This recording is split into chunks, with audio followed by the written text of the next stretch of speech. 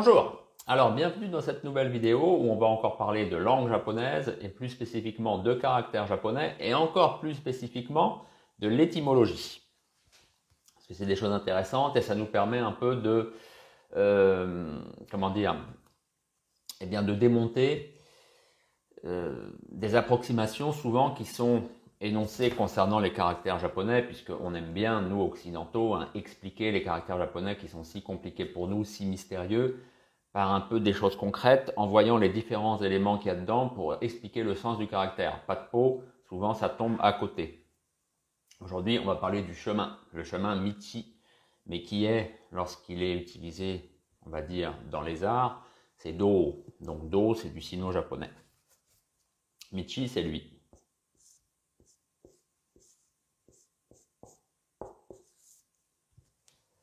Voilà, ça c'est Michi. Alors, en japonais, on écrit Michi comme ça.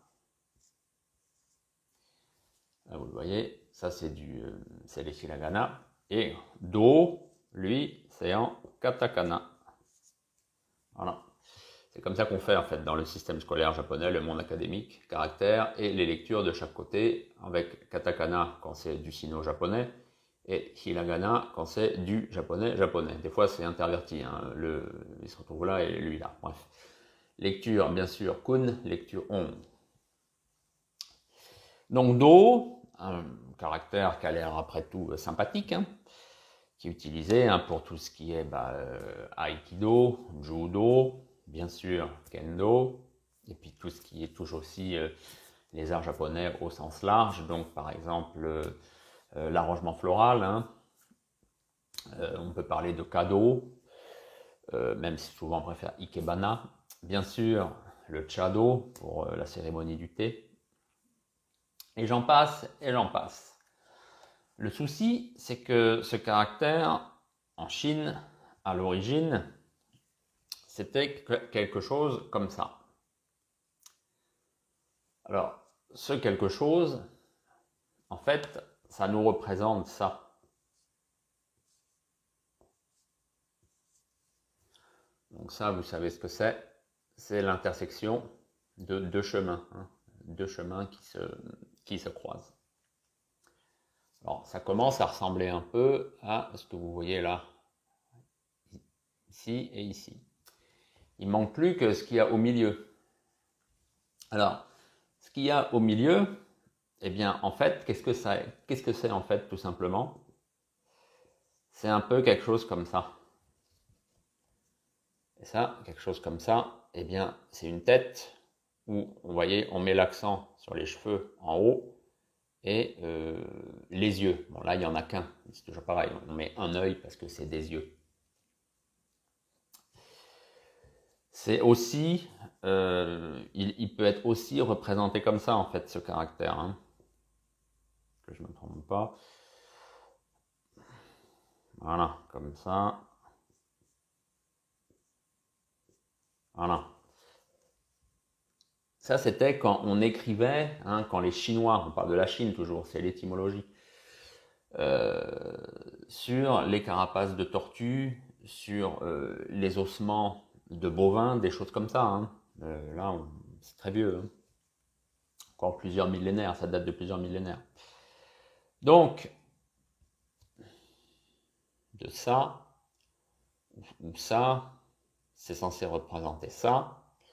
Et on en est arrivé à lui. Alors, je vais effacer là les lectures pour pas vous embrouiller. On est arrivé à lui. Donc, deux éléments dans ce caractère en fait. L'élément qui est ça, qui représente le cheminement, le chemin.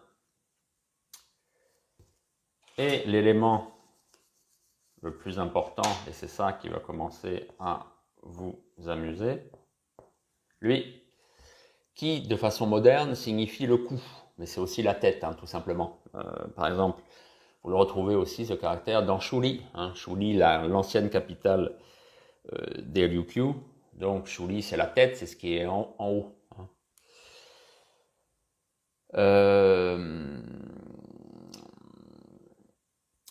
Eh bien, Pourquoi est-ce que tout simplement, est-ce que à l'origine les Chinois ont fait ça?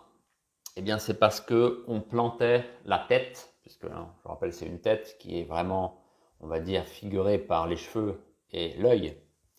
On plantait la tête d'un ennemi, bien entendu. Hein, c'était pas la tête de l'une de sa femme, de l'une de ses maîtresses, enfin une de ses maîtresses, l'une, voilà. À l'époque, les Chinois étaient plus ou moins polygames,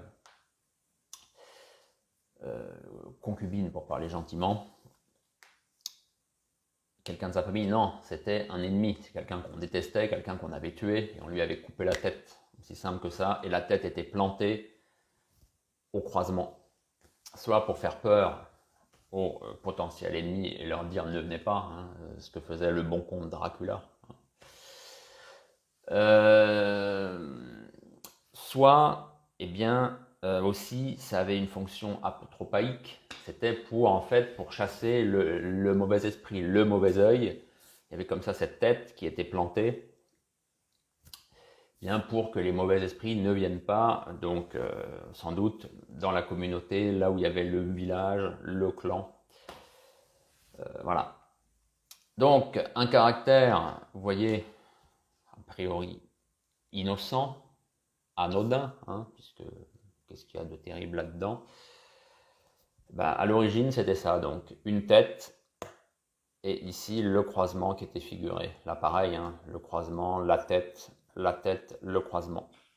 Ce qui se retrouve, hein, là, j'en reviens et on va finir avec ça. Donc là, vous avez la tête, là, vous avez ce qui représente le croisement, le cheminement, pardon. Et ça nous a donc donné bien, le caractère du chemin, de la voie. Alors bien sûr, il a plusieurs sens. Hein. Littéralement, c'est là, notre Michi, c'est quelque chose où, quand vous regardez dans le dictionnaire, parce qu'il faut toujours regarder les dictionnaires, on ne sait pas tout. Donc je suis allé regarder mon dictionnaire japonais. Michi, eh bien c'est, on nous dit, c'est un espace où roulent des véhicules ou où se déplacent des hommes ou des animaux. C'est aussi simple que ça correspond au chemin qu'il y a en France, hein, au chemin, la route, hein, c'est ça, hein, en français. Et bien sûr, ensuite, vous allez être dans un dictionnaire sino-japonais, kanwa jiten. Là, vous avez pléthore de sens. Donc, on vous explique aussi bien que c'est, par exemple, ce que ça va demander pour que vous arriviez de là à là. Donc, un parcours, on pourrait dire. C'est aussi ce qui va se passer, le temps qui va se passer, les efforts que ça va vous demander pour, quand vous avez un tel niveau de compétence, un autre niveau de compétence. On le dit aussi en français. Le bac est dans 1 an, le chemin est encore long. Sous-entendu, tu as encore beaucoup à apprendre. Voilà, ça aussi en français, on le dit. De toute façon, les langues, souvent, voilà, il y a beaucoup de... Même si la langue est différente, les mots sont différents, au final, le cerveau humain, il ne change pas tant que ça.